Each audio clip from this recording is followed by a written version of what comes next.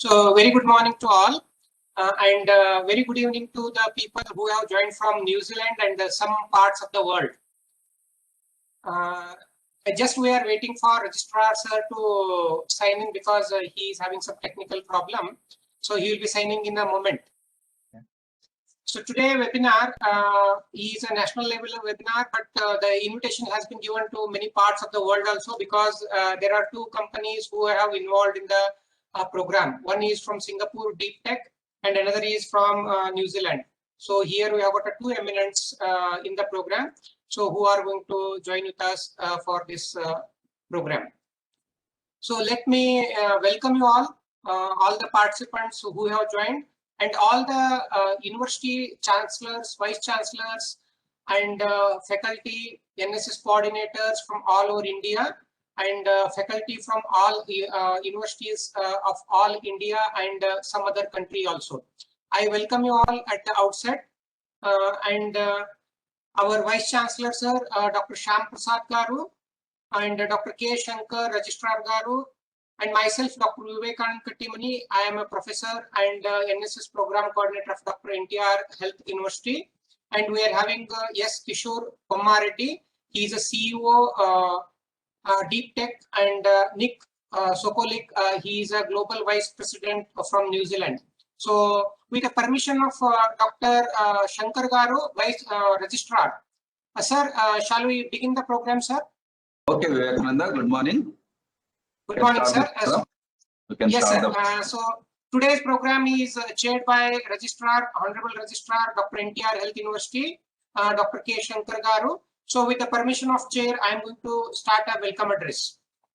So dear friends, seniors and past vice chancellors of Dr. NTR Health University, and various dignitaries, students and faculty from all over India and abroad. So once again, welcome you all for this national level webinar on digital transformation in healthcare. This digital transformation has taken place a varied role in the healthcare delivery for the doctor, for the system, and including society. Nowadays, the digital transformation has taken place because of the encroachment of mobile system in a human life. Really, it is making a sense for making the healthcare very much affordable, and even they can go through and search the Google, and sometimes they can get educated themselves. So all those things is happening because of this digital transformation. Apart from this, there are many things which are there for this digital transformation, where you are going to listen to the eminents in the field of this digital transformation, where they are doing for the healthcare purposes. So with this welcome note, now I want to welcome all the dignitaries. First, let me welcome Dr. Sankar Garu, Registrar, to the dais. Sir, welcome you, sir. I welcome Deep Tech, Shesha Kishore From Singapore, CEO SK Deep Tech from Singapore. Welcome you, sir. Thank you. Then I welcome Uneeq Sokolich, Global Vice President, Uneeq from New Zealand. Welcome Uneeq. I am unable to see Uneeq. Video is not available, so I request Uneeq to, yeah, Uneeq, welcome you. Yeah. And I welcome our Vice Chancellor, sir, Dr. Shyam Prasad Garu, Dr. NTR Health University. Welcome you, sir. So with this, now I request our Honorable Registrar, Dr. Sankar Garu, go ahead with the opening remarks. So good morning to our Vice Chancellor Garu, Dr. Shyam Prasad Garu, who is hosting this program on behalf of Dr. NTR University of Health Sciences, and who is coordinating this program, Dr. Vivekananda, who is a NSS coordinator on behalf of NTR UHS Vijayawada. And today, good morning to today resource persons, that is Kishore From Singapore, CEO Singapore, who is going to make to understand about digital transformation and key digital buzzwords also today. And again, good morning to Uneeq Sokolich and Global Vice President New Zealand, who is going to tell about the role of the artificial intelligence in the society and the public. And today it's a very great thing. Our entire University of Health Sciences hosting this national level program on the digital transformation. We are very happy to invite you. And this is before going to know this topic, I would like to express few words. That is, we should know about the picture of India before going to discuss about the global this is transformation, digital transformation in healthcare. So health, you know very well the definition of the WHO health. You are all aware, being highly intellectuals who are today audience. You know very well what is the health definition of the WHO. That is mere physical health is not a health. So the person should have physically health and healthy, physically healthy and mentally healthy, and also socially healthy.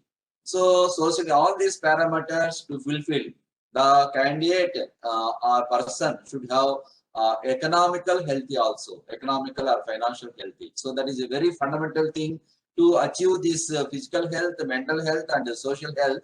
The person should have the economical stability also. So that is a vital to define the health. And in this scenario, and we have many questions in front of us. That is whether India is the biggest market in the world. Everybody, every corporate organization is seeing towards the India, because this is the in the world second populated country in the world. So everybody looking to India to put their business or markets or everything. So of course, market is very big, population is very big, and disease is also very big.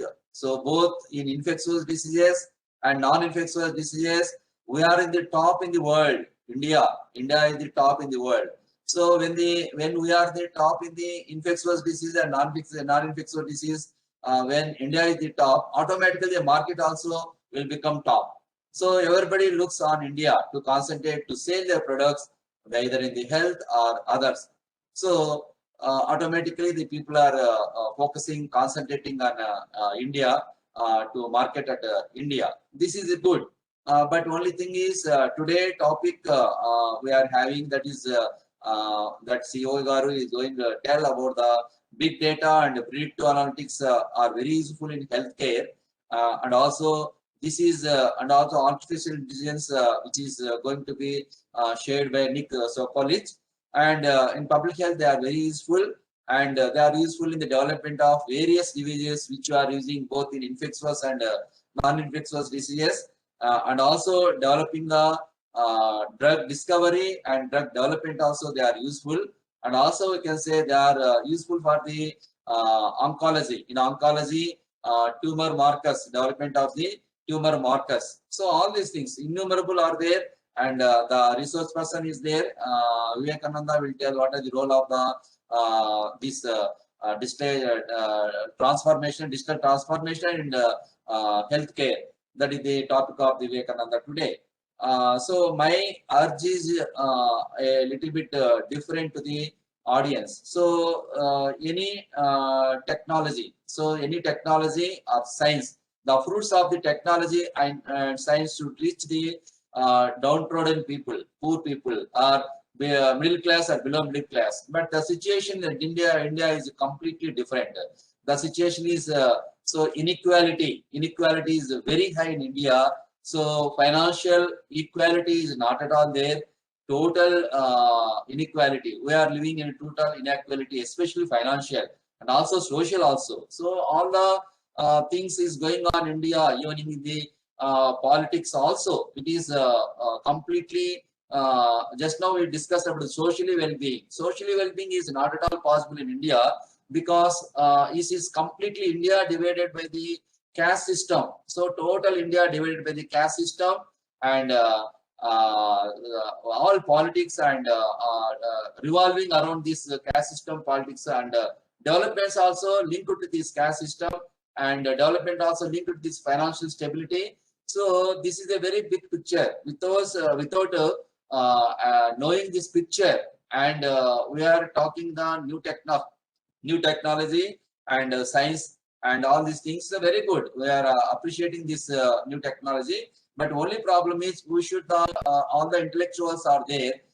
You have to work to fight against this financial inequalities in India, and also as well as this caste system. So a lot of superstitions, everywhere superstitions will be there. In anywhere in the country, superstitions as usually will be there. But India in the superstitions, this is the country in the world highest in the superstitions.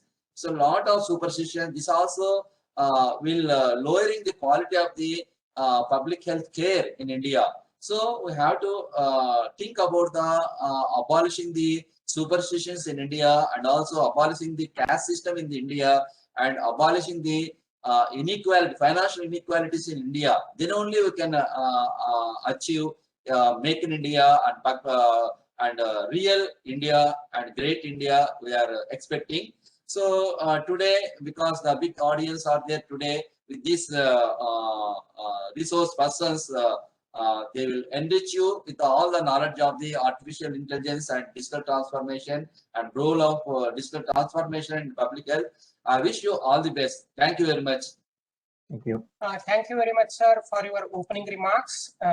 So now it's a time where we are going to do importance of digital healthcare by Dr. Vivekanand Kattimani. So it is going to be enlightened about the importance of digital transformation.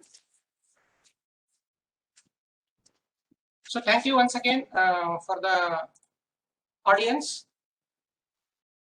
So today, the digital transformation in healthcare has a positive impact on technology in healthcare, because telemedicine, artificial intelligence, and AI-enabled medical device and blockchain electronic healthcare records are just a few examples of digital transformation in healthcare.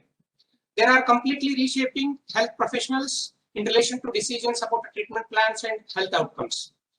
This is leading to the streamlining of the physician's work, then optimizing systems, improving patient outcomes, reducing human error, and lower the cost through amazing web and mobile experiences. I hope in everyday life we are experiencing this.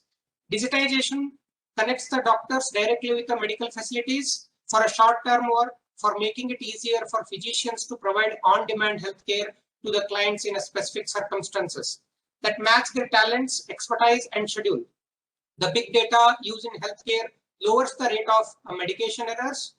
Through patient record analysis, patient software can flag any inconsistencies between a patient's health and drug prescriptions, then alerting healthcare professionals and patients when there is a potential risk of medication error. Facilitates preventive care through data analysis and identify recurring patients and create a preventive plans to keep them from returning to emergency setup. Predictive analysis using data help hospitals and clinicians to estimate future admission rates and facilitates allocation of proper staff and to deal with the patients. Virtual reality is another game changer in this digital transformation. Virtual reality simulation headset could also motivate the wearers to exercise and help children with autism learn how to navigate the world. That's one of the very important aspects. Another trend of the digital transformation is wearable technology. The devices include heart sensors, exercise trackers, sweat meters used for diabetics to monitor blood sugar levels, oximeters to monitor the amount of oxygen carried in the blood, and is often used by patients with a respiratory illness such as COPD or asthma. And they are really game changer for the healthcare personnels. Coming to artificial intelligence, is an epitome of medical innovation. Nowadays, example, Japanese nurse robots. During COVID, the supply of drugs, food has used the robotic technology to reduce human interface. I hope you might have seen in the news channels. It also used in the precision medicine, medical imaging, and drug discovery and genomics. So these are the few areas where we are using the artificial intelligence for the benefit of the society. AI-powered computer programs analyze thousands of pathology images like cancers to provide a highly accurate diagnosis and predict the best possible anti-cancer drug. And in imaging diagnostics, this is going to help to spot the details that escape the human eye, also help doctors to make a better and more informed decisions and in a faster rate. Because usually whenever you are going to feed the system with a CT scans, certainly it is going to go through all the CT scan images and it will give you the idea where the disease is there, which has been even skipped with the human eyes. Hospitals, clinical research centers, and other healthcare facilities gather and store a ton of patient, financial, and workforce data through this technology. Usually you might have seen, if you go back around 5 to 10 years, so you need to stand for the OPD queue, and they used to search your files from the racks of the archivals. Certainly now it is not the situation. So if you tell your number, OPD number or name, then they are going to search your complete data, and which will be digitally transferred to the physicians or surgeon whom you want to show. So certainly all your data is on fingertip now. So you can carry with your ID to the doctor or to the consultant or to the telemedicine doctor, where he can access your complete data, including your investigation reports. So which is going to help for the transformation of health system. An electric health record keeps up the patient medical history and diagnosis and treatment plans, immunization dates, and test results, helps to prevent duplicate medical records and misdiagnosis and delay treatments. Another use of digital transformation is a deep learning. Actually, deep learning is coming up nowadays very well, because there are embedded tools in the platform that immerses clinicians, allowing them to learn and experience real world case scenarios. Usually when you are going to have a digital transformation in deep learning, certainly you need not be present at the clinical area, but you can experience the same environment for learning. Online patient portals provide medical test results, diagnosis, and explanation of illnesses. Patients are now becoming the participants in their well-being. See, usually the previous, if you go back to 5 to 10 years, the doctor used to tell everything, but now patients are going to be well educated through a lot of media.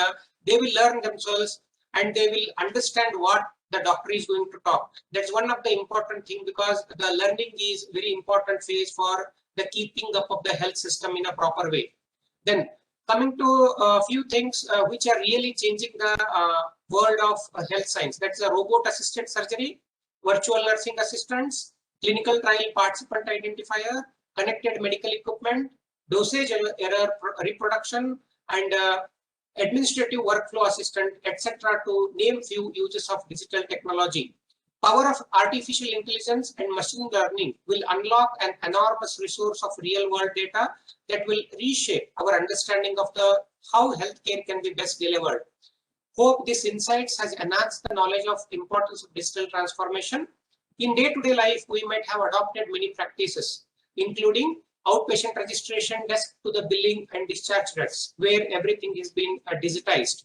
So at one finger click, the patient can be taken inside as an inpatient, and another click he can be discharged. So he need not wait until everything will be written, which requires a human interface, but it will be very systematic, and that is going to make a sense for digital transformation of healthcare systems.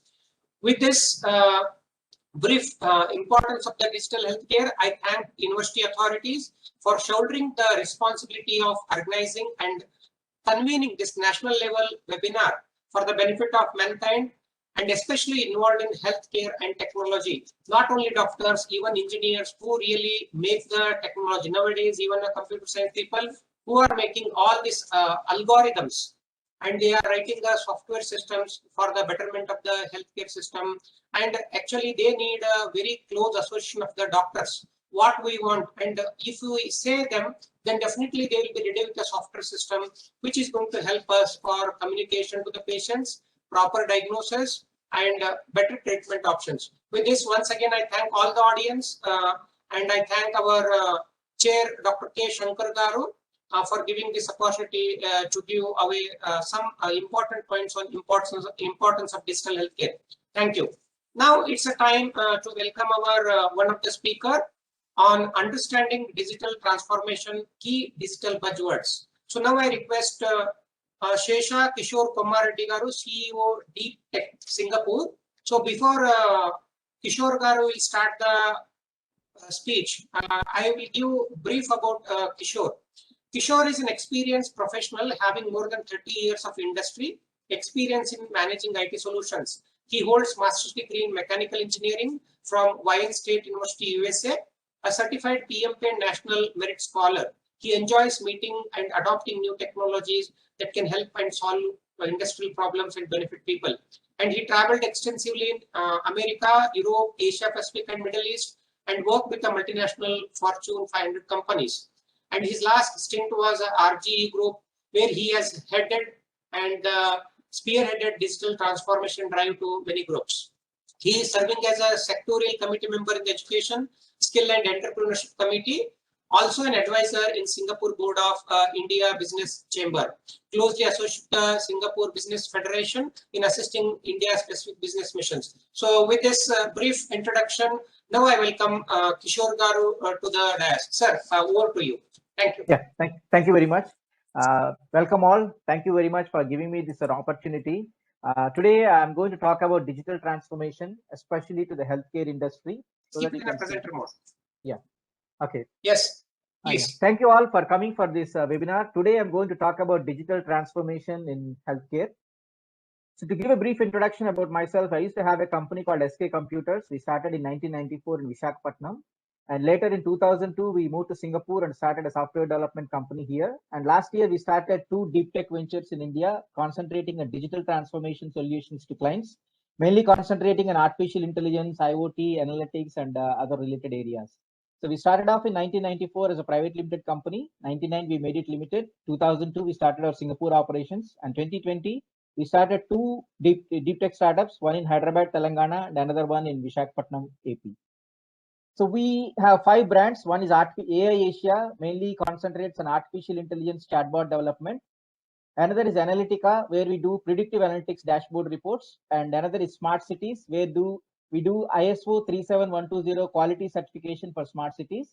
And IoTika is our IoT brand, where we provide end-to-end IoT solutions. And Academy is our training brand, where we provide industry training, training to students with industry collaboration. With this little introduction, I would like to start the webinar. So today we are going to talk about digital transformation. I'm sure you all know about digital era that we are living in. If you look at the history, in 1998, a company called Kodak, they used to employ 170,000 employees. I'm sure most of our generation people will know. We used to have this paper photography, and Kodak is a leading company which holds almost like 90% of the world's market share. And over the past few years, the Kodak company totally went bankrupt. Why? Because it's a rapidly changing world. New technological disruptions are happening every day, and people are using their mobile phone to take the pictures, and everything is digital now, and nobody wants a paper photography. So especially the mobile is changing the way we live, work, and play, and data is getting more and more importance in our day-to-day life. And data, they say, is a new oil now, and digital is a new buzzword. So let's understand what is digital transformation, why people are talking about digital transformation. Every company, whether it's in healthcare or any other industry, they want to do things fast with ease and convenience. These are the 3 main things every business wants to execute their business operations. They want to do things fast with ease and convenience. And every management wants to get the latest information, so that they can take some corrective actions as and when it happens. So organizations want to be more agile. Agile means how fast you react to a situation. If something happens, how an organization can quickly react so that they can get some kind of solution to the problem. In a sense, speed is the essence of business nowadays. Every business, the speed is the main thing that they need to execute. So we need new business models to improve efficiency and productivity. So the entire digital transformation concentrates on helping the organizations to be more efficient and be more productive, so that they can handle their operations with ease, convenience, and fast. So when you talk about digital transformation, every day in and out, you hear a lot of buzzwords. People talk about Industry 4.0. They talk about big data, analytics, IoT, artificial intelligence, and there are so many words. Some words, as a healthcare professionals, you may not have heard about it. We call it a digital twin. A lot of new buzzwords are coming up. So in this webinar, I'm going to introduce you to the key 5 buzzwords which every person should know, I'll try to explain you the difference or what the buzzword means from a non-technical point of view. At least you'll understand, when we talk about these buzzwords, what that buzzword exactly means. Okay. The first one I'm going to talk about is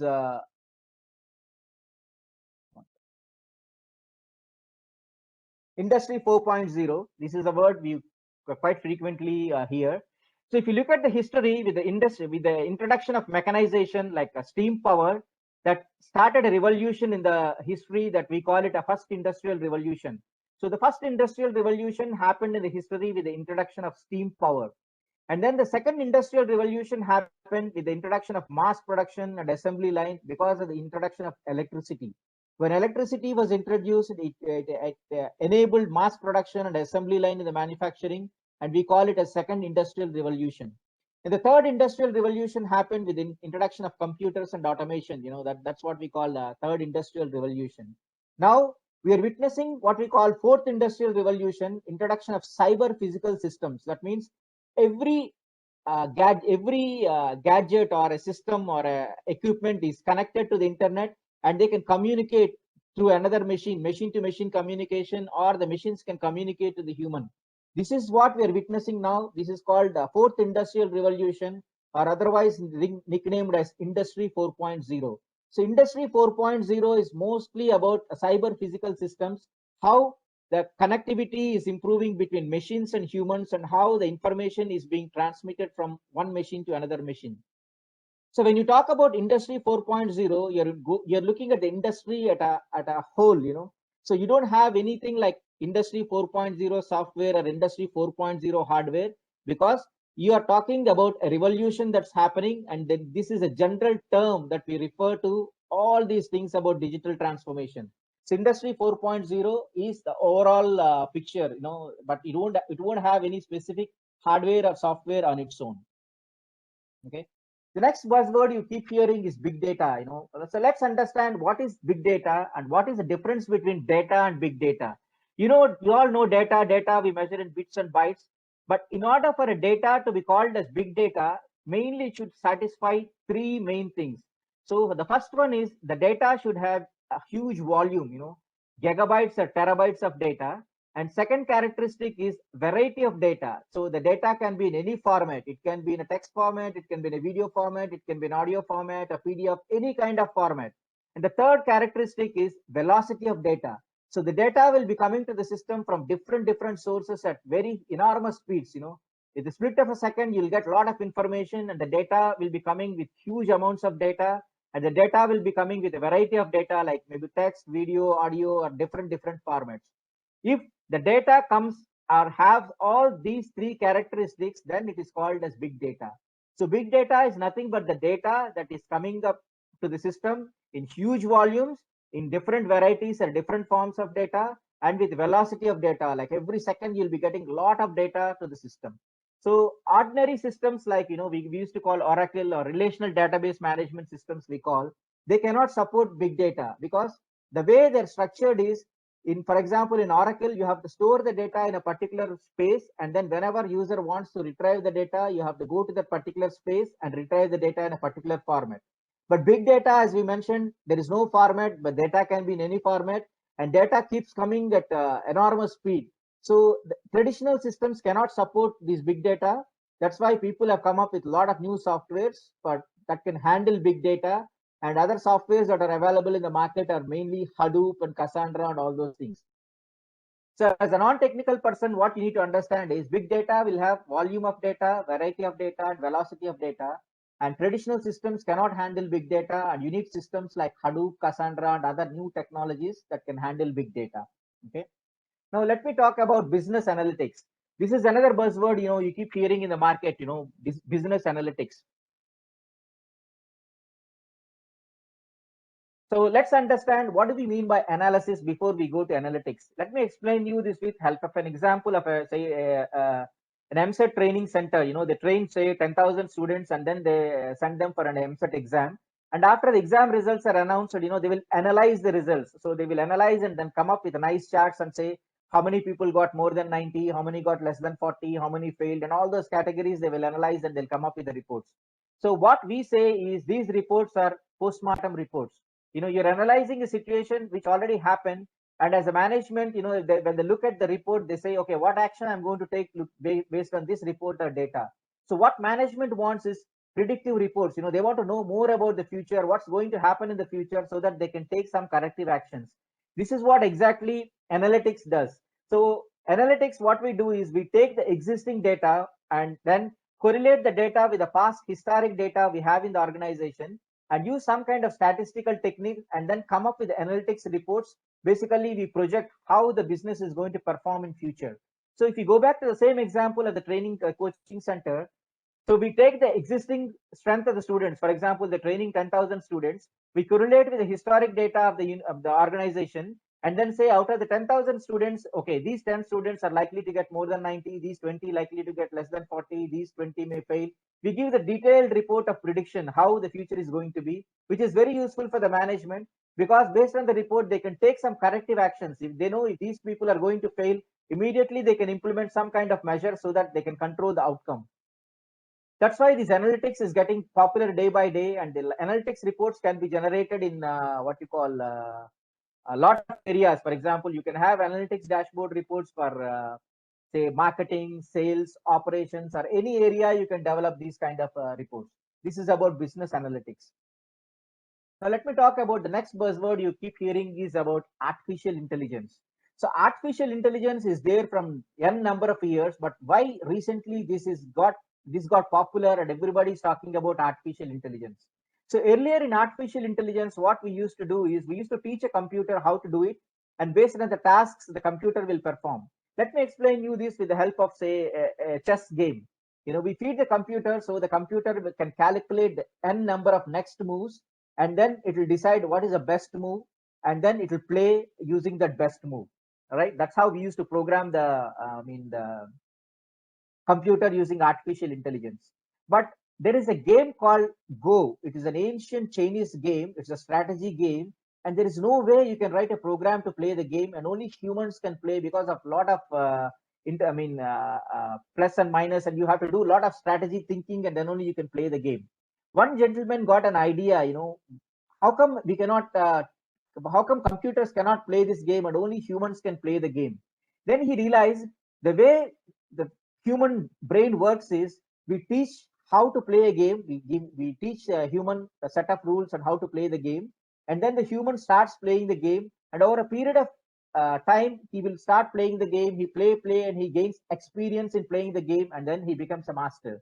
Then he thought, why can't we do the same thing with the computers, and why can't we teach the machine how to learn and then think on its own and do it? So he wrote a program called AlphaGo and trained the machine, how to play the game Go, and then he allowed the machine to play the game Go, and then after a few years, it became an expert. This is exactly what we mean by machine learning. So we teach the machine how to perform a task, and we let the machine learn on its own by experience. And over a period of time, the machine becomes intelligent and it can it can perform the tasks better than a human. So this gentleman, after the machine started playing AlphaGo and become an expert, then he challenged the so-called the international champion in this game Go, and the machine beat this man. That opened a totally new era in artificial intelligence, which we call machine learning, and then of course deep learning nowadays. And then Google purchased this company and they renamed it as Google DeepMind, and now they're using this algorithm in different fields. How it can be improved in other fields like healthcare and other areas. So artificial intelligence, when we say machine learning or deep learning, the way it works is we teach the machine how to learn, how to do a particular task. The machine will learn, and then over a period of time, it becomes an expert, and then it can outperform the human. For example, if you compare this with your medical terminology, for example, an ophthalmologist, say he will look at one X-ray and then he'll decide, okay, this kind of disease is there if you look at this X-ray. So the same thing we teach the machine. Okay, you look at this X-ray, and if you look something like this, okay, this is a machine, likely this is a disease. So we feed the machine with lots of data, and then we call it a model. So the model becomes more and more experienced, and it can predict better. This is how the whole machine learning and deep learning and artificial intelligence work. Okay, there are a lot of softwares are available, and everybody is jumping onto this AI bandwagon. Microsoft AI or TensorFlow is from Google. And Google is doing a lot of wonderful things, using these deep learning and machine learning technologies. Okay, this is about artificial intelligence. And let me talk about the next buzzword you keep hearing is Internet of Things. You keep hearing this word every day. Everybody we talk about IoT enabled and IoT and all these things. So what do we mean by Internet of Things? So anything, any physical thing can be connected to the internet, and then it will be internet enabled, so that it can transmit some data from the particular thing to the server, and from server we can transmit to the mobile. This is how the whole IoT technology works. So what we call this gadget, or we call in our terminology, we call it a gadget, which will be attached to that particular thing you want to measure. So this gadget will have three things. It should have a sensor, like what kind of data you want to get from the gadget. The sensors nowadays, hundreds of sensors are available. The sensors can sense like temperature, humidity, pressure, noise, whatever sensor you want to put it in the gadget. And then you need to have a power connection for the gadget, and then you need to have an internet connectivity. So if you have these three things in the gadget, that will be called an IoT gadget. And with the help of internet connectivity, the IoT gadget can transfer the data, the sensor data, to the cloud server. And from there, we will transmit the data to the mobile. This is how the whole of Internet of Things technology works. So when you talk about the transmission, internet transmission, you can use Wi-Fi or 3G or any kind of technology can be used. And the cloud platform is a platform where we do the processing of the data. We can use any platform like Amazon Web Services or Microsoft Azure or anything. So the purpose of IoT gadget is to collect the data, transmit the data to the internet server, and from there transmit back to the end user. So whatever what you call the sensor data that they want. So in medical terminology or medical technology, a lot of things are happening, and the people have coined a new term now, Internet of Medical Things. They call it IOMT, where there is a network of medical devices and people. We use this IoT technology, they be wireless or 3G, where the data from the device can be transmitted to the doctor. That is how the whole of IoT gadgets will work. So the combination of IOMT and healthcare can improve the quality of life, because the doctor don't have to go to the patient's physical place to measure the data. He can use the IoT gadget to sense and then get the information, the real-time information, and based on that information, they can take some kind of decisions. So a lot of gadgets are available. The best example is your wearables, such as your Fitbit, where you can get your exercise data online. And a lot of things are happening in this IoT area.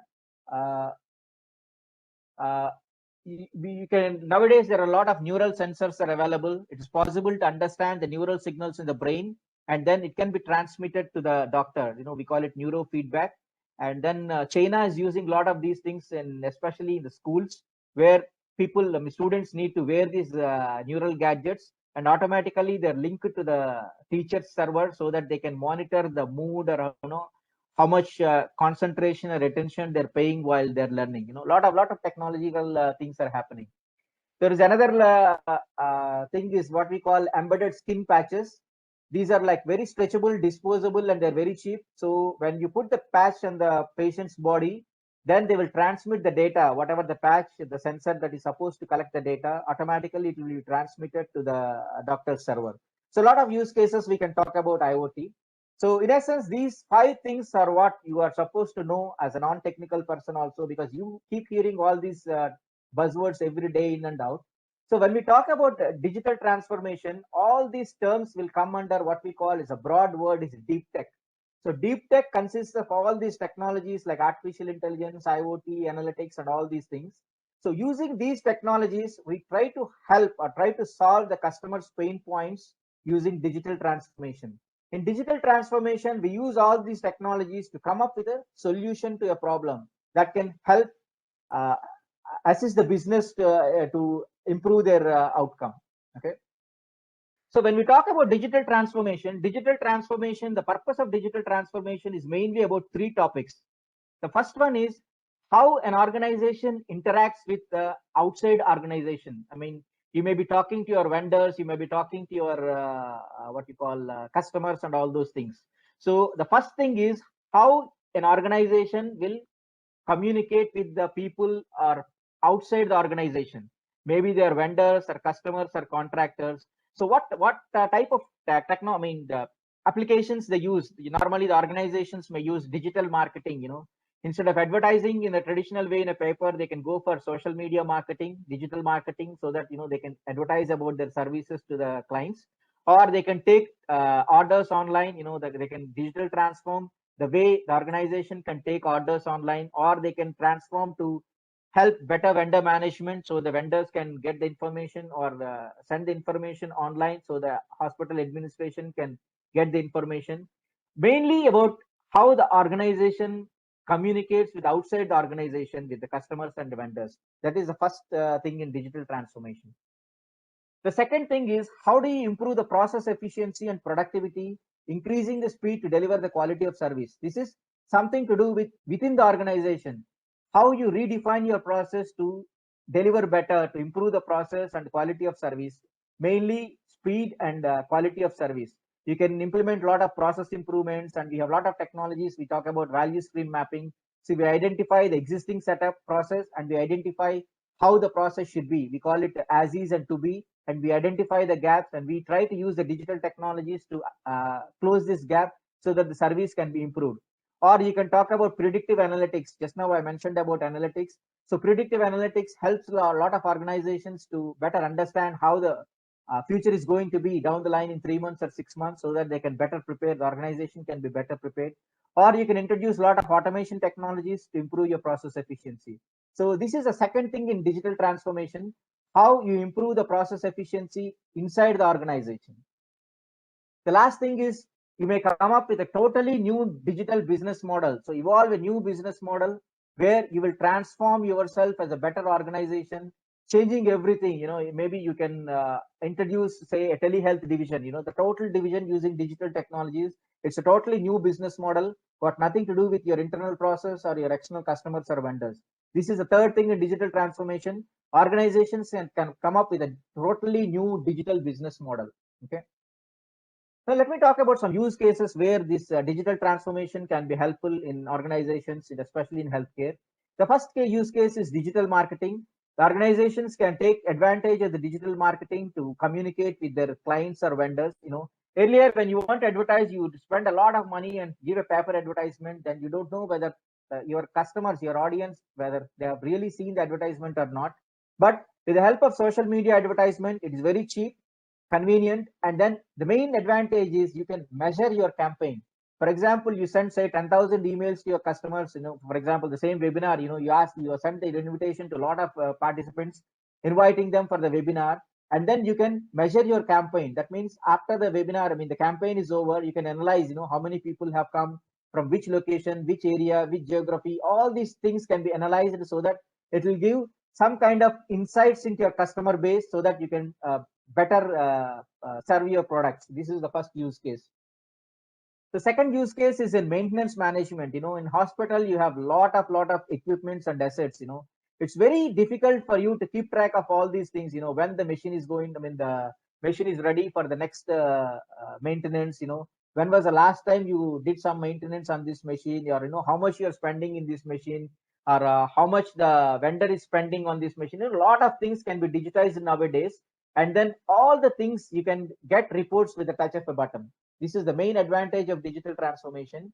So in hospital, all the medical equipment maintenance can be managed with the help of a software, and the entire healthcare facilities can be managed, and at the touch of a button, you can get any kind of information you want, anything about your hospital's assets or your equipment or whatever it is.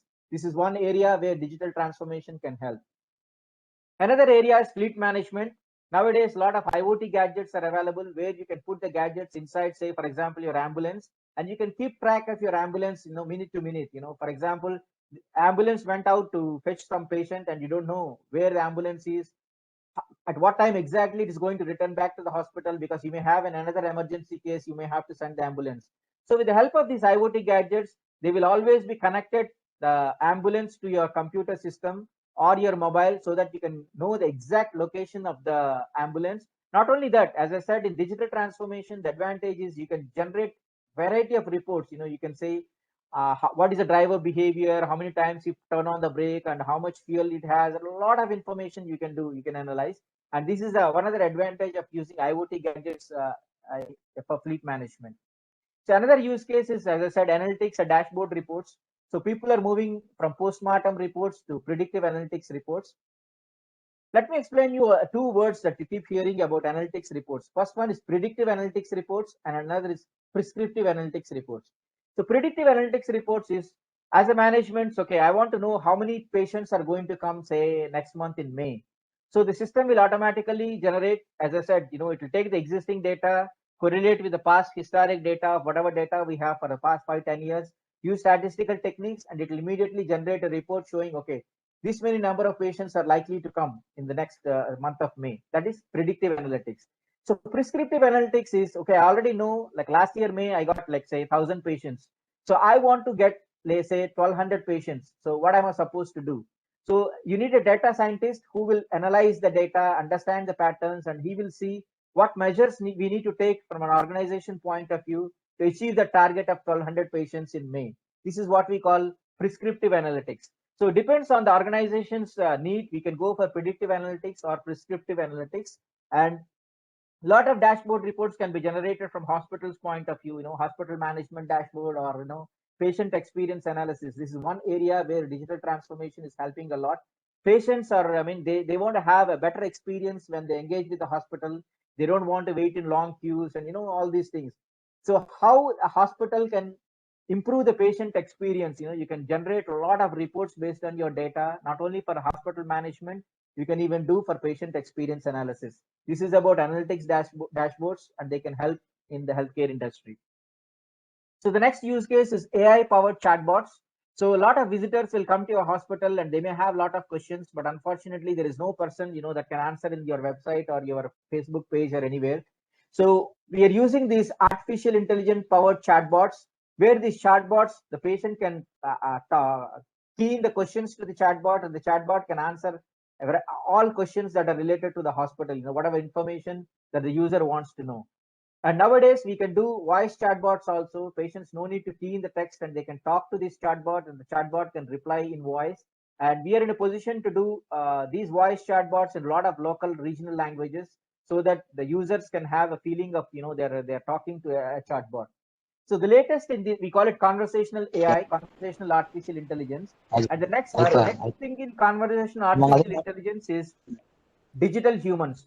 This is what my colleague Nick from Uneeq is going to talk about. They have done wonderful experiments, especially in healthcare industry. So digital humans these are nothing but AI powered lifelike characters that can see, hear, and understand and create real human conversations. For example, a website user come to your website and he wants to have a chat. Instead of having a chat, he will feel as if he is talking to a person. This digital human, we call it digital persona, will respond back to the customer with the same kind of empathy, expression, tone, voice, pitch, and all those things. This is digital humans, and Nick will talk more about digital humans in the next session. Okay. So this is about IoT gadgets. A variety of IoT gadgets are available nowadays for healthcare industry. This is one portable IoT gadget where we can measure almost like 17 what you call vital statistics. So the advantage of these IoT gadgets is, for example, after the hospital discharges a patient, and say in some cases when the hospital asks the patient to come back for a regular checkup. When the patient comes to the regular checkup, normally what they do is they take the vital statistics, and 90% of the cases, they say, okay, everything is normal, you can go home and continue the medication. Especially when the patient have to come all the way from his home, wait for his turn in the hospital, and especially when they're very old and they cannot travel easily and all those things. It's a cumbersome process. So with the help of this gadget, the nurse can take the gadget to the patient's home, collect the vital statistics, upload to the doctor's server, and then she can continue going to the next patient, upload the data to the server, doctor's server, and go on. The doctor, when he comes to the hospital, he will have the live vital statistics of his patient real time, and then looking at the live data, he will have a video call with the patient. And as I said, 90% of the cases, he may ask the patient to continue the medication. And we can also develop an AI-based software where the software will check the current data with the historic data of the patient, and if it detects any kind of anomaly, immediately it will alert the doctor, so that the doctor can quickly check with the patient and then ask the patient to come back if he detects any kind of anomaly. Another area where we can use these kind of gadgets is in ambulance. Normally, in case of emergency, an accident happens, you'll admit the patient into the ambulance, and there will be a travel time for the ambulance to reach the hospital. Once the ambulance reaches the hospital, then the doctors will take the vital statistics and then they'll decide the next course of action. But with the help of a gadget, when the patient admits into the ambulance, immediately we can collect all the vital statistics and upload the data to the doctor's server, so that by the time ambulance reaches the hospital, the doctor have already analyzed the patient's data. He'll be ready with the next course of action. So this saves a lot of time, the crucial time in case of emergencies. There are a lot of other gadgets, that are available in the market, especially for the old people. We're calling them smart sticks, where we can embed IoT sensors inside a walking stick, and then the stick we can communicate with the kith and kin. You'll know exactly where your old people, when they go for say a walking or anything, and then in case they feel any kind of discomfort or they have any kind of emergency, there is a button that is available in the stick, and then they can press the button and immediately it will alert the hospital, ambulance, and the kith and kin. A lot of these gadgets are available nowadays in the healthcare industry. This is the usage of IoT in healthcare industry. Now let's talk about early detection of diseases. Artificial intelligence is helping in this area. As I mentioned before, you can use these deep learning technologies. You can develop the models where the models can early detect the diseases, and not only that, they can help in designing of new drugs also. But to develop these kind of models, what we need is technology and we need functional knowledge. Of course, we are from technology background. We know in and out of artificial intelligence, machine learning, and deep learning, and we can create the models using technology. But we don't have the functional knowledge, what doctors have. If you talk about ophthalmology, we don't know anything about it. So these kind of models can be developed in association with the doctors or a healthcare industry. Together, we can partner and we can develop these kind of models where they can perform early detection of diseases. So the main thing that we need for any model to be like an what we call it as a maturity. The model to mature, it should have lots of data. Unfortunately, in advanced countries, you take up Singapore, we have technology, but we don't have data, to be frank. If you partner with an educational healthcare industry or a doctor in India, we have tremendous amount of data. We can feed the data to the model, and the model, it will learn, keep on learning, and it becomes an expert. So the model becomes mature so that it can be predicting the diseases maybe with 90-95% accuracy.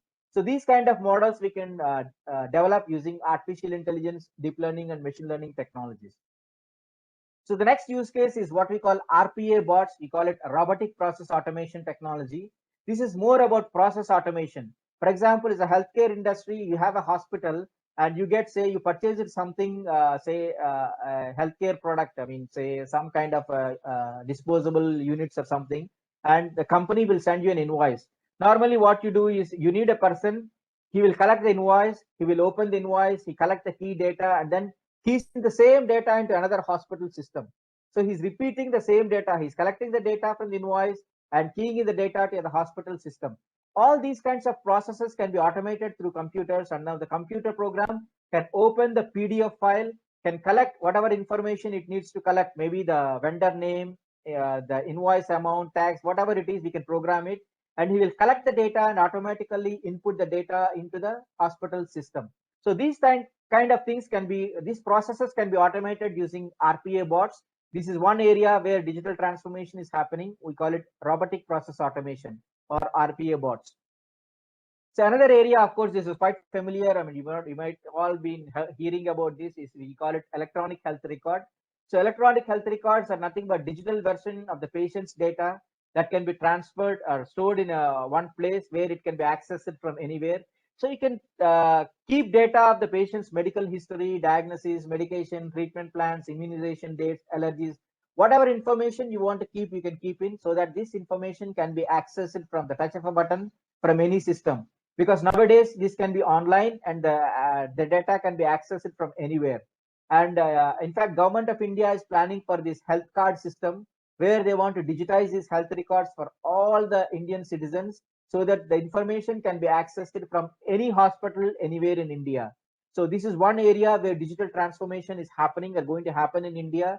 A lot of scope for electronic health records, and this is very useful for the hospital people, because at the touch of a button they can know the patient history, and it's very useful for them to do a proper diagnosis. So the next use case talking about is, there is an organization called HIMSS, Healthcare Information and Management System Society in US. So they have come up with a lot of analytics maturity models. So they will analyze your hospital administration and then they will give a score. They have like different stages, they call from 0 to 7. 0 is the introductory one and 7 being the highest one. So this is kind of gives an outside people how mature the organization is in terms of digital transformation. So this HIMSS Analytics is a global healthcare IT market and intelligence and research organization, and then they give this this maturity model code for organizations worldwide, and any organization, any healthcare industry anywhere in the world can attain this code. I think if I'm right, Apollo Hospitals already attained HIMSS Analytics stage 6, which is very good, because stage 7 is considered to be the highest, and there are only very few hospitals who have attained the stage 7 maturity model. So they have come up with a lot of models, especially they call it EMRAM, basically how a healthcare organization maintains their electronic medical record history, or OEMRAM, how you maintain your outpatient electronic medical record adoption model, or AMAM, adoption model for analytics maturity. And a lot of maturity models they have come up, CCMM, how the continuity care is happening at the hospital with the customers, or INFRAM, how the infrastructure adoption model, how best your infrastructure and how you're improving your infrastructure, how mature is your infrastructure. Similarly, DIAM is for digital imaging adoption model, especially for your MRI scans and all these things. So these kind of models will give customers a confidence that when they go to the healthcare institution, that gives them an idea how best these healthcare organizations are equipped with using these digital technologies. So these EMR adoption model, as I said, they go from stage 0 to stage 7. Stage 0 is the basic level, and stage 7 is the maturity level is very, very high. Okay. Now there is another area that is happening in the healthcare industry is 3D printing. I'm sure most of you might have heard about 3D printing. Now a lot of products, parts can be 3D printed. In fact, we are talking to one company in Singapore who have pioneered this PEEK implants, patient-specific implants using PEEK material. Not only a small part, they can do the entire skull. If you want, taking from the MRI scan, and they have already done like 40 or 50 use cases for the past 2 years, and they're very eager to expand into the Indian market. This 3D printing is going to revolutionize the way, because when you want to do a complex surgery using your titanium things, you have to do a lot of trial and error, and then the operation time will be very high, which exposes to a lot of these bacteria and all these things. That's why this 3D printing, especially using PEEK material, is going to revolutionize the healthcare industry. Okay. And the last use case I'm going to talk about is 5G. I'm sure you might have heard about 5G, the new mobile technology. The advantage of 5G is the speeds are enormously increased, and you may not be, you will be surprised to know that the lag time is maybe 100th of a second, So people are using this 5G technology, and then they say they can do remote operations. The surgeon may be sitting somewhere in US, and he can perform an operation with the patient sitting in an Indian operation theater lying on an operation table.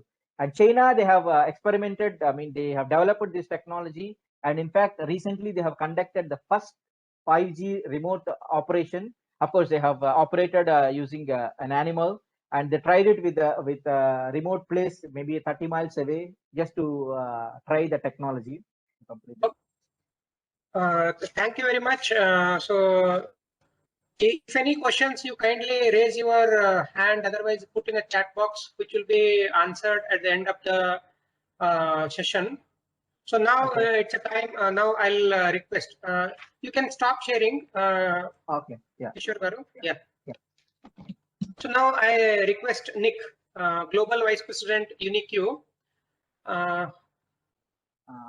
So let us introduce Nick. Uneeq, he is a Global Vice President. He's a passionate about driving change through digital adoption with a focus on a digital transformation that impacts positively and immediately, effectively on a customer experience. And he has led the deployment of Uneeq human digital platform to some of the world's largest enterprises. Uneeq, that's a company name. Digital Human Platform is a next generation interface that combines the best customer experience, influencers from both man and machine, embodying the brand of organization and creating significant value through emotional connection and personalization consistency with the end users. So with this brief introduction about Nick, so I welcome you. And over to you, Uneeq, please. Thank you very much, and it's a pleasure to be here. And I'd like to say thank you, Kishore. Your knowledge is extensive and wide on everything that's happening right now. So that was very good. I'm going to try and present. So let me just set myself up here. Yep. So if you have any questions, please. Until the Nick will come back onto the system. I have one question, Kishore Garu. How far it is feasible in Indian scenario, because you spoke about so many questions and so many associations, and already we are seeing some of the things which are happening in day-to-day life. As a surgeon myself, we do use a lot of gadgets. Yeah, so it will happen in as India. Our because, chairperson has, our chairperson has told very clearly, it has to reach to the downtrodden people, to the very remote area. So how we can go ahead and do these things?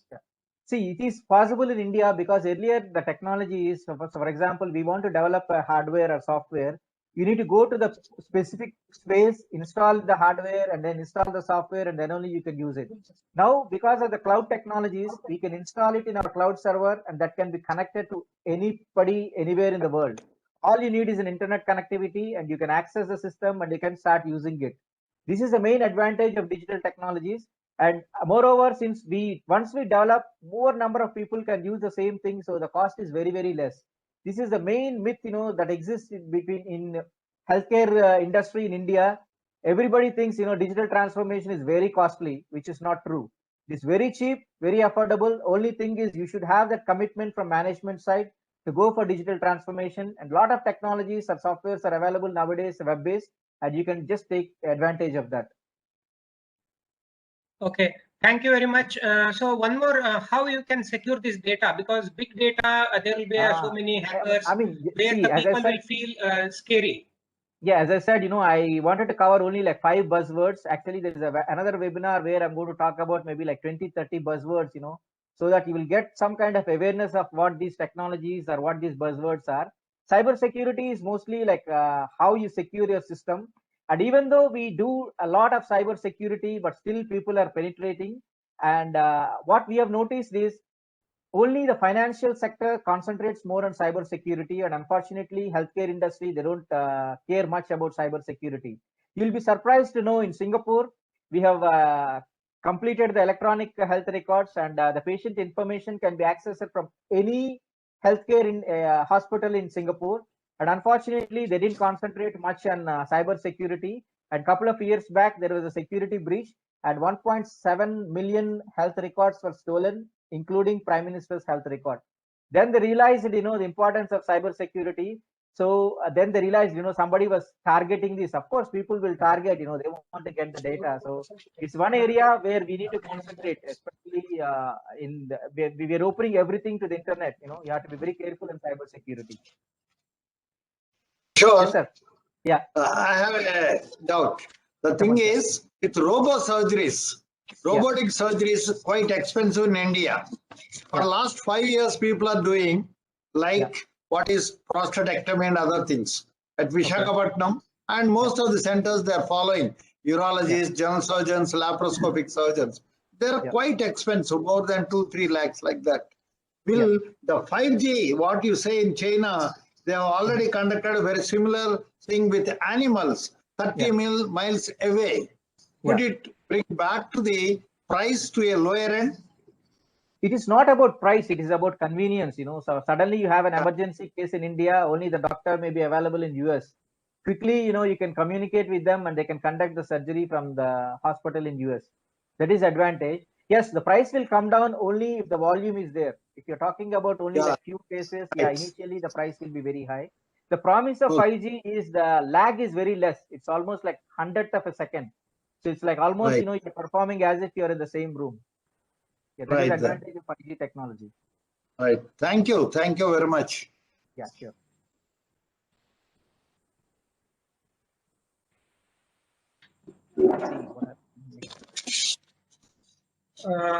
I think there is one more question from the participant. They are asking what is the status of 3D printing in India in the present scenario? Do you have any idea? No, it just started picking up now. As I said, we are talking to one company in Singapore who want to start their operations in India. They're doing these peak implants. I mean, patient-specific implants using peak material, and they're done a lot of cases. Like 30, 40 cases already, and they're doing the whole part, not just a small piece. Entire skull part or whatever you guys use. They can do it. Okay, thank you very much. Is there any more questions from the audience? I think Nick's supposed to come back. Meanwhile, okay, if Nick is not there, maybe I'll try to cover because I have some information that he shared with me last time. Yes, until Nick comes, you can speak, sir. Yeah. No issues. Yeah. Okay. So these digital humans, let me talk about digital humans. So as I mentioned before, artificial intelligence, we developed chatbots. That means, you can type something text to the machine and the machine will reply back you the answer. That is how the traditional chatbots were developed. We call them AI powered chatbots. That means whenever we say AI means it will learn on its own. For example, you ask a question and then it don't know the answer. So it will go a step backwards and it will ask the human intervention to answer the question, and it will observe how the person is answering the question so that it will learn. So once it learns, it will never forget. So over a period of time, it evolves and it completely learns on its own. This is how we develop the chatbots. But recent days, people don't feel comfortable texting something, typing something in the machine. They want to have like a real conversation with an agent. This is where Uneeq is coming up with this idea of a digital human.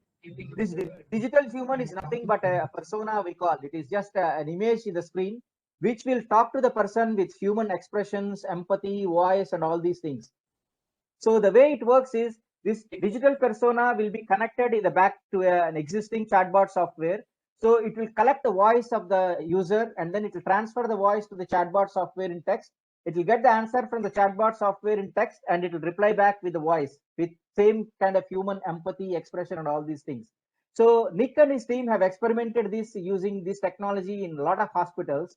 At one area where they are using this is, for example, a hospital conducts a bypass surgery. The patient, after he goes home, he has got a lot of questions. Can I take this medicine? Can I eat this? Can I eat that? A lot of things. They always come back with the questions to the nurse, and it is taking a lot of their time because these questions they say is repetitive. Everybody is asking the same question, then they cannot say no. They have to spend a lot of time. So Nick developed what they call is cardiac assistant or cardiac coach. A patient from the comfort of his home. Yeah, Nick is back. They can connect to this cardiac coach, and the cardiac coach will answer all kinds of cardiac questions to the patient. Nick, maybe you can share now. Yes, sorry about that. There's obviously a big problem here, but I'm back and connected, and I think. Yeah, Nick is back. You can go ahead, Nick, please. Okay, definitely. All right, perhaps someone's just joined that's gone on mute, and I can. Okay, that's great. That's excellent. Thank you very much. Let me share here.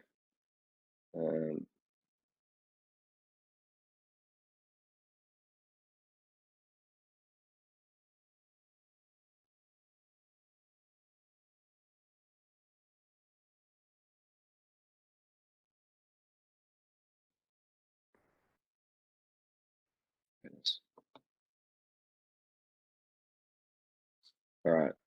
Without further ado, I think everyone knows my name. It's been mentioned a few times. Probably like, where is he? Why isn't he reconnecting? So I'm glad to be here again. And yeah, as I was quite rightly introduced, I'll just do myself again. My name is Nick Sokolich, and I'm the Global VP of a great company called Uneeq.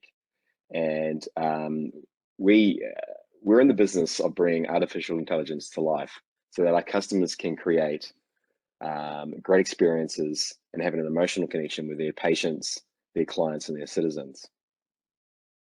Before we look at how digital humans currently are and how can be applied in today's healthcare system, to make sense of this, I think it's important for you all to understand what is a digital human and why the increase in digital humans in healthcare and other verticals.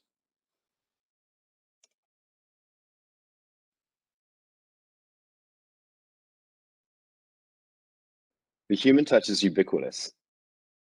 And so what we do at Uneeq is we capture the essence of what makes us human, and we use artificial intelligence to bring these personalities and characters to life on your screen. It's an exciting area, And this is the next evolution in conversational AI. Now, what is exactly is a digital human?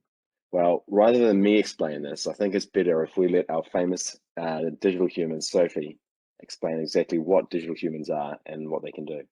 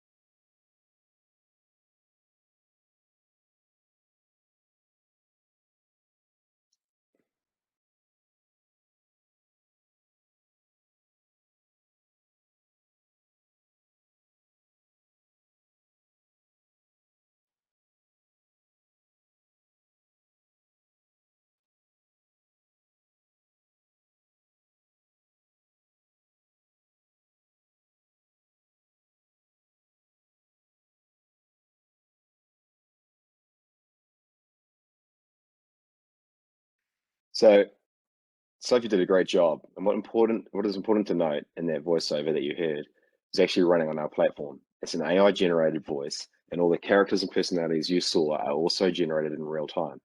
Our engine is doing that with artificial intelligence. Now, it's a hard problem to solve, but more generically, there are some advantages to digital humans. They combine all the best of a digital experience and with human-like characteristics. And these advantages are going to assist the world as we transition into today's healthcare system. And I mean, we're all aware of this, but healthcare has transformed immensely. Right around the world, people are grappling with health, wellness, and economic challenges that have stemmed from the coronavirus pandemic. And even now with vaccines rolling out, it can be tough to stay positive. And we have all been impacted by this in some way. It has been inspiring to see how people have risen to the challenge.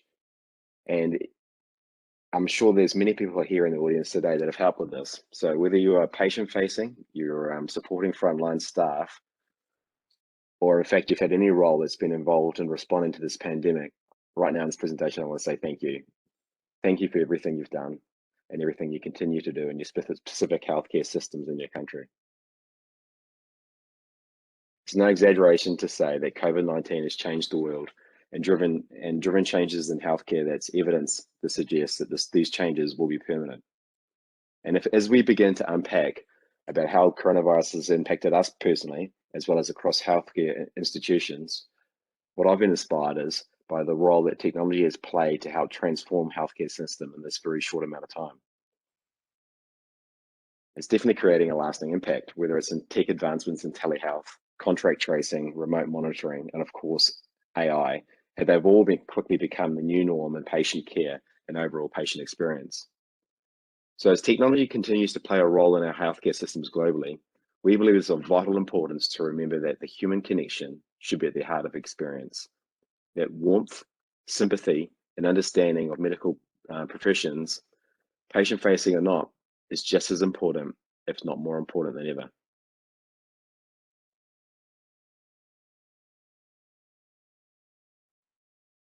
So if we look at this from a patient's perspective, and what happens when you don't have that human contact ready available, or you're stuck on hold with a contact center and you can't get that necessary answers to complete that form, or you're in that loop that feels endless and you get those prompts asking you to, that aren't giving you the answers to what you need, or you don't know where to go to ask about the prescribed medicines when you've got repeat questions, or you've just forgot what the pharmacist told you. And who do you easily contact after a procedure to ensure successful healing and rehabilitation, and that is staying on track? What we have seen in terms of changes driven by COVID-19 is an overwhelming shift in preference for telemedicine. In 2019, only 11% of Americans had used a telehealth service, and less than a third had interacted with a chatbot. Now, providers are reporting a 50 to 175 times the number of telehealth visits than before the pandemic. And an analysis done by McKinsey showed that 76% of patients express a preference now to continue to use those telehealth services. However, what we have to be mindful of is the fact that these services are still delivered by people. And while channel with some efficiencies and this certainly mitigates some of the exposure and risks, there still is a limit on how far this can scale. Another way to look at this slide is in terms of barriers to access that prevent people from fully engaging with healthcare system and accessing all the benefits to which they may be entitled. And such as the complexity of the system and how to understand your rights and entitlements, and then actually completing an enrollment process. So Nick, you're, Yeah. Yep. I know you want to say? I know, I can see the slides now. Yeah, go ahead. So these are difficult challenges that are coming out right now. Concurrently solving the issue for scale and the impact that it has on access, but also on the providers trying to keep up with the demand. We've all seen the impact on frontline workers in the last 12 months, and solving for issues of complexity and the impact that has on access and adherence. Most of these problems can't be solved by just scaling. And with more healthcare workers and the shortages being compounded by the impacts of burnout on the existing workers. They also can't be solved without inverting the models for how services and information and delivery are designed. One of the profound lessons we have observed from digital human projects in the healthcare is the need to not just design for the people to whom you're trying to information service, but to design with them. Estimations of health literacy levels in the population vary. It's as high as 2/3 of older adults who don't understand basic health information. And this has a measurable effect on health outcomes and a measurable impact on costs. It's a difficult task, but we see a role for unique digital humans in helping to bridge some of these gaps by finding where the human capability and capacity and system can be augmented and supported by digital humans and conversational AI.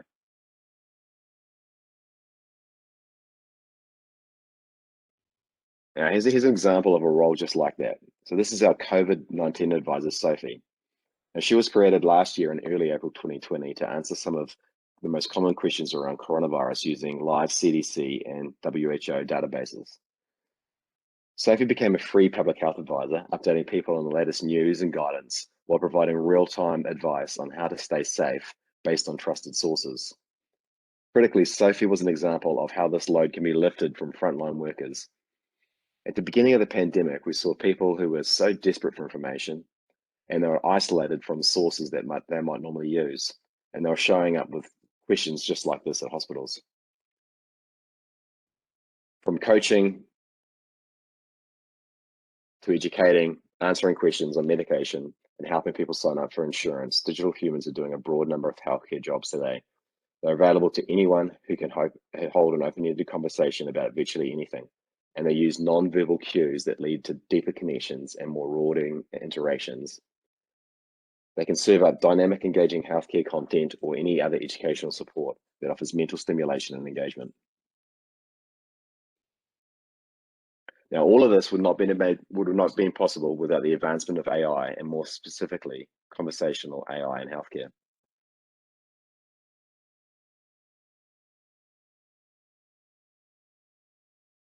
So why digital humans and why digital humans in healthcare? So first off, we've got to look at how we address these challenges without having adverse impacts on other areas. And we believe the answer is conversational AI paired with human emotion and compassion. The role for digital humans in healthcare is connected to the role for emotion as a factor in healthcare. So the first question is, why bother with emotion? Because being able to correlate events with emotions is useful data, especially when trying to design systems that help people. I mean, people are emotional, and emotions obviously correlated with behavior, but in some cases like pregnancy, they're also correlated with health outcomes. Digital humans give a context for systems to display emotional awareness and the ability to express emotion and back to a patient. Now, AI in healthcare may be solving scalability and cost savings, but only conversational AI is able to maintain the all-important human touch. Digital humans, more so than chatbots, virtual assistants, create conversation through supportive, accessible, and meaningful interactions. Digital humans are able to communicate with people in a way that comes most naturally, using conversation, human expressions, and emotional responses to best provide necessary information. By using a combination of voice, visuals, and text, they can also better serve people with accessibility issues. Digital humans are able to save time and increase productivity by easing the burden on healthcare professionals. They're able to establish and build trust through a constant smile. Digital humans have been found to negate people's concerns around emotional embarrassment, including shame or guilt. Digital humans never have a bad day and are continuously learning from each interaction. They're able to increase patient engagement by using non-verbal cues, tone of voice, and human-like expressions to show empathy, to show sympathy, to show warmth, to show excitement, to show friendliness. And these traits help to create an engaging interaction. And I suppose one key thing is to think about is, we're using the most universal interface here. It's the human face.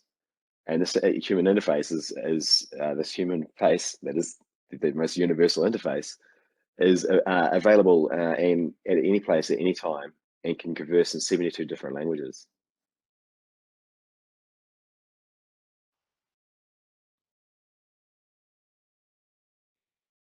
So as Kishore kind of led on before, they've really not just more experiments, they're actually out there in all different types of verticals making a difference right now. And especially in health, there's been a huge increase over these last 12 months. And we've got digital humans that are mental health advocates and companions. As I said before, they've been found to negate people's concerns around emotional embarrassment, including shame or guilt. And these are emotional roadblocks that are natural human characteristics generally impede healthy and productive mental health. They're used right now to increase healthcare literacy, to providing education and advice on nutrition, post-patient care, and to helping to check out discharged patients. And also expanding patient coverage, especially insurance with Medicare. So specifically with Medicare in the US, digital humans have already been proven to increase the accuracy and completion of complex medical forms, including those for medical intake and insurance. In fact, what we've seen already is that digital humans outperform, actually 2 times perform more than other digital channels or means of being able to complete this task. And we've seen a reduction in patient readmissions. 30% of patients say they don't understand their discharge instructions and have questions around prescriptions. We see digital humans being able to fill that gap and assist in those areas. So how does it all work? How does it all come together? So this is at a very high level, and I'm sure that if you ever want to go onto digitalhumans.com, you're able to get readily information there to be able to dive to a deeper level about how everything comes together.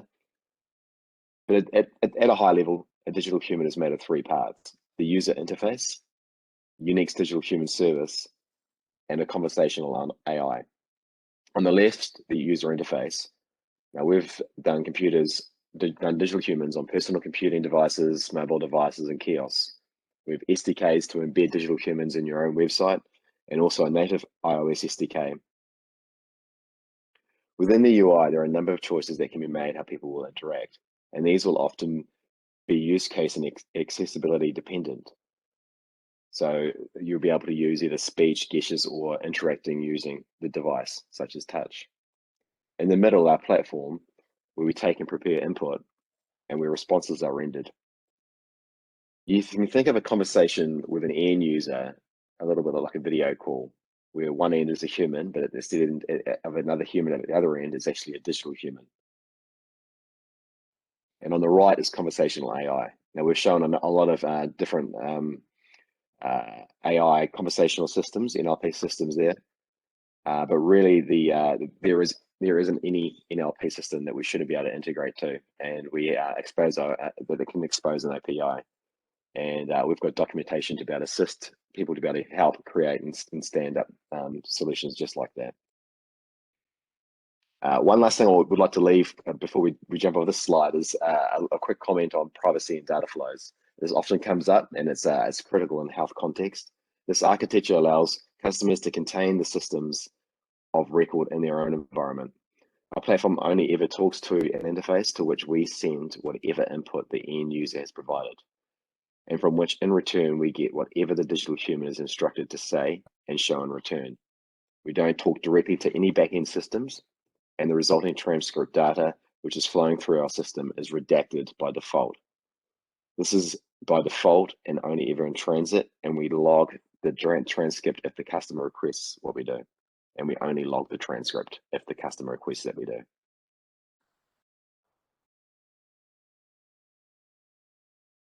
Now, I'm sure you'd like to meet some of our digital humans that are out there doing it now, so I think we'll jump right into that. So I think I might be the only New Zealander on the call, but if there are any New Zealanders or rugby fans, especially rugby fans that are worth their salt, they shouldn't be need to be told who this is, but this is for our non-rugby following people. This is Sir John Kirwan, also known as JK, and he's the legendary All Black. Now, in JK's post-rugby career, he has been a prominent spokesperson and advocate for mental health and mental health services.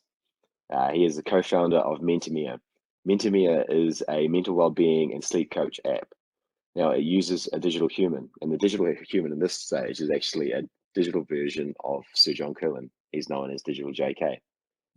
And he's there to help increase engagement and improve an emotional connection through this experience. Now, medication adherence is a significant issue, compounded by the issues of health literacy. By helping people with questions about medication usage, Pharmy, an innovative company out of the Netherlands, is using their digital pharmacist to help people understand and stay on track with their medication. Now, Pharmy is the world's first digital pharmacist and is out there right now providing these types of services. Now, forms, as we've talked about before, and I always say, who likes filling out forms? No one does, and they really are an inconvenience. And for a lot of people, they're a huge barrier, either because they're complex or they've been designed to serve the needs of the entity collecting the data rather than the end user. And they prevent functional barriers to people with disability or people with lower familiarity with technology or subject domain.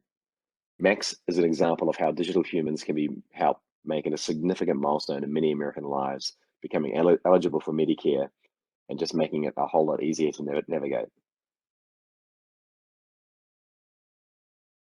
And continuing on that idea, it hasn't taken long for stories to emerge all around the world about people finding it hard to understand and engage with the process around getting vaccinated. Whether that's just finding out information or actually booking in. Digital humans are going to help with that.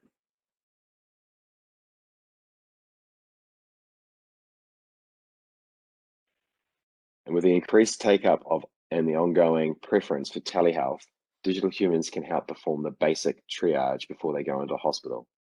Now, this is going to prevent unnecessary visits, and if they do go into hospital, it's going to speed up the whole processing of triaging before they've even begun.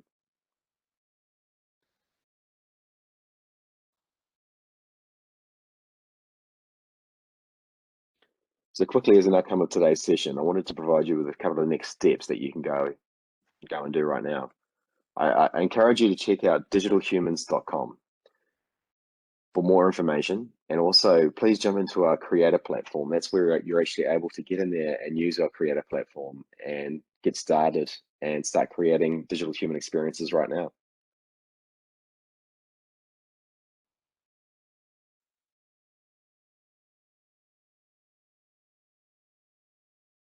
Are there any questions?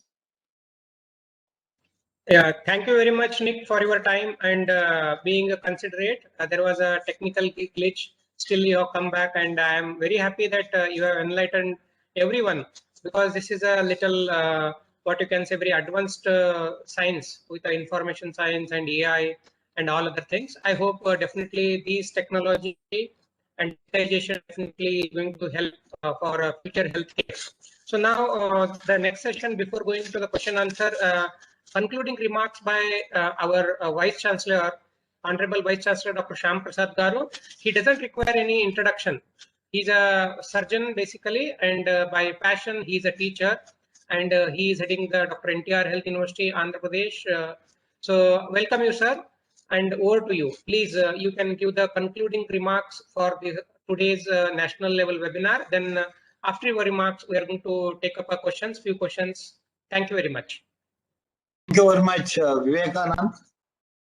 Dear friends, doctors, former Vice-Chancellors of NTR Health University, Dr. Ramchandra Reddy Garu, some of the IAS officers, most of my friends, patients, and different university people and students, and my friend Kishore and Shri Uneeq Sokolich and P.S. Prasad, those people who assisted me so much to flag off this particular webinar on artificial intelligence, or so-called the digitalization of healthcare system. Let me congratulate you both, Sri Kishore Garu. He has elaboratedly tell us the artificial intelligence in a very, very sober way. I'm a medical man. I'm a BPC student. I know only science, not any technology. The technology transformation from Kishore to a common man is so easy to learn the art, and especially the Uneeq Sokolich, the ultimate, what will happen, things he has shown us what happened. The so-called telemedicine, the artificial intelligence, and we expect lowering of the various costs to start with. You already told us in Singapore, though they are not worried about the security problems, they already have a digital card to digitalize the health status of various Singaporeans. And it is a welcome change that government of India also started just digitalize every citizen of India. In 140 crores of people are digitalized, easy to verify and transfer in a short click of a moment to entire either India or abroad. And it's such a nice things. They facilitate the preventive care, predictive care, the virtual reality they have expressed, and help for the children with autism. We have seen autism people are operated by the ENT surgeon putting a cochlear implant, and these things have make them big things. The sensors who are having a heart rate, exercise trackers, sweat meters, the monitoring of diabetes becomes very easy. I think in next 5 years, the artificial intelligence, the so-called epitome of medical innovation in the days to come, the Japanese robots, there also we see. God permits us to stay in this country for some more years. You will see all these advanced online portals, robotic assisted surgeries, virtual nursing assistants, participant identifieds, and power of artificial intelligence in machine learning, and unlock the most enormous resource of the real world data. I think this is the first time in India and health university took an initiative to start with. I hope this will continue for a long time. As Kishore says, the speed is the essence of the business. Not only for the business, for everything is a speed. Every other person we require, it should be done within such time. So the speed essence of a business, the fast, easy, convenience make us very big. The industry 4, big data, business analytics, artificial intelligence, and Internet of the Things. The Internet of medical things also explained so nicely in a very big way. The digital business model and conversation. And what my surprise is, you are already maintaining 17 vital statistics like blood pressure, pulse rate, respiratory rate, your oxygen saturation, things happening in pre-operative, post-operative in patient's own place has made very big things, sir. And you have done enough work in artificial intelligence. And I heard so many times by you, and this is one of the finest speech by you, sir.